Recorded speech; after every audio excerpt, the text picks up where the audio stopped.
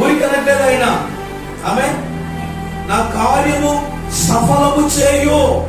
నేను ఎవరికి మొరపెడుతున్నాను?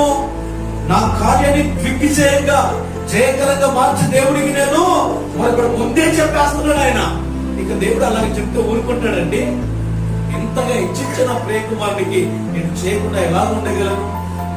ఆమె నేను మేలు చేయకుండా, ఉపకారం చేయకుండా ఎలా ఉండగలను? ముందే చెప్పేస్తున్నాడు. దావీదుకున్నంత తెలివి ఒకవేళ సొలొమోనుకు ఉండొచ్చాము, కానీ దేవుడిని కీర్తించే విషయంలో, మరొకసారి చెప్తున్నా, దేవుని ఆరాధించే విషయంలో ఆయనకున్నంత మైండ్ మరొకరికి లేదు.